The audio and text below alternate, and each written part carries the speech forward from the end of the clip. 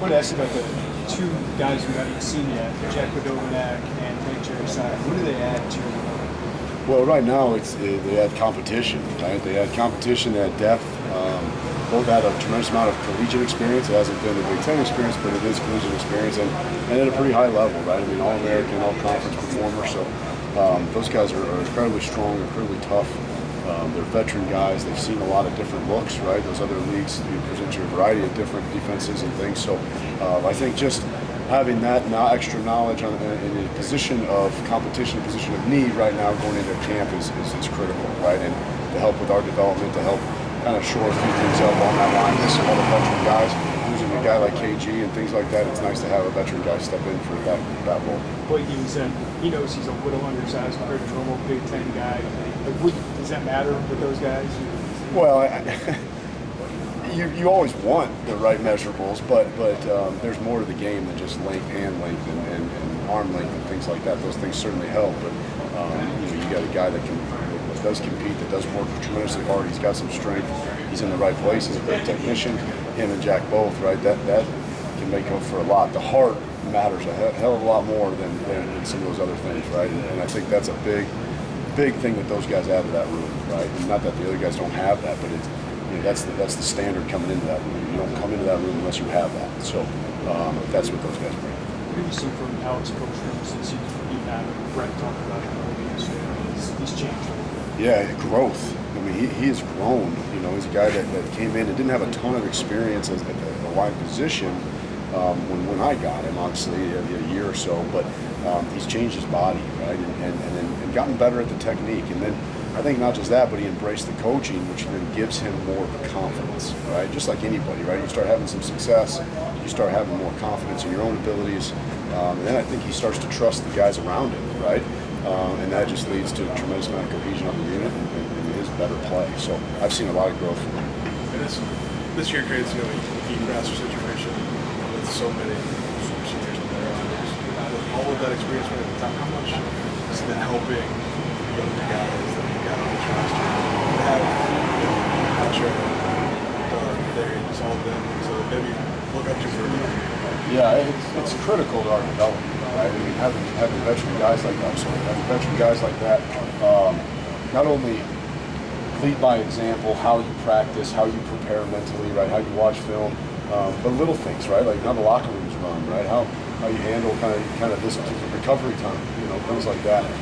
We do have a fair amount of younger guys that don't have a lot of experience, also. So I think just the maturation process that those guys have to go through, these guys have been through that already, right? Those veteran guys have been through that already, knowing how to adapt to change, right? That first group, this is their first time with us too, right? And so they've had to kind of go through their growth process also. So I think just learning how to become more experienced football players, more veteran football players, I think that's a tremendous amount of, tremendous example for those other guys. Doug was named to the watch list for the Rotary Lombardi Trophy, which goes to, it honors performance as well as character.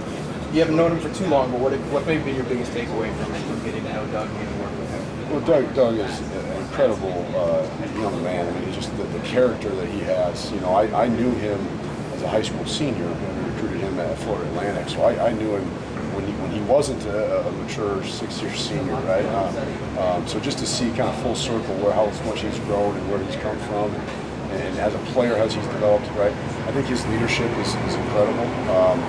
And he's not always a rah-rah guy, but he's definitely an alpha in the room that takes a lot of pride in what he does. And I'm very, very impressed with just what I've seen from a leadership standpoint, what I've seen from a work ethic standpoint. There's a reason he's up for the Remington, he's up for the Outland, he's up for that Lombardi Award, things like that. I mean, those are great feathers to put in his cap, but there's a lot more to him than that, and I think that's why he's getting those accolades. How many of your guys can play multiple positions? I have to think about an exact number, but we do want to cross-train a lot of our guys, right? I mean, that's a big part of what we do is versatility, right? And a lot of the skill sets we teach, and are very similar. This type of block is the same as this type of block, and so forth, right? So that is a big point of emphasis here. You're going to get cross-trained, you're going to get developed, and like I said, it's the next man up mentality. So I'd say a fair amount. Bart, I'm sorry to ask this. Is Coach from a guy that continues your trust more and more each day with how he performs out there? It's certainly the way he works and kind of how he's grown. I think he's earning everybody's trust. I think so is that whole first and second group. Right? Anybody that's up there in the main rotation, I think those guys are just getting better each day. Been very pleased and impressed with how much he's matured, how much he's grown as a player.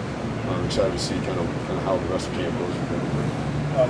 You had high praise for Julian Pearl during the spring, and Moses, you seem to take a step forward. How have you seen those guys develop as your time with them is? Sure, Julian, starting with him, works incredibly hard. Been very impressed with just his work ethic, how he's mastered the offense really, and has developed as one of those guys that can play multiple positions. And certainly just the weight room work they had with Coach Tanko in the summer, but the whole unit put in so much work, and I'm very, very proud of them, proud of him. So I'm excited to see how he continues to develop, because I think he's got a bright future if he continues to do the things that he's done. So, and with Moses is a little bit of the same thing, right? I mean, Moses comes in and works every day, and certainly appreciate his mentality that he takes to the game, and that's the thing that gives him a chance to compete out there. So. Excited where that room is headed, excited where the tackle position's headed, and we just need to have a good rest of the fall camp. Can you see how Brody's already brought the thing from being there this past spring, what that has brought to him for even early on in his camp? Well, yeah, both the guys that came in fall, or excuse me, in spring, I think that gives them a leg up on guys coming in the summertime, because they have had a full spring football. So if anything, it does give them a extra head start on development and a little bit of a taste. But now they're all going into their first fall camp. Right? Fall camp is different than spring practice and spring training. So if anything, it gave them a leg up in terms of learning the offense and stuff like that. But now, they come in and everyone's kind of on that same starting field too, right? We got to go get better every day moving forward. So that's kind of where they are. I know he's just a freshman.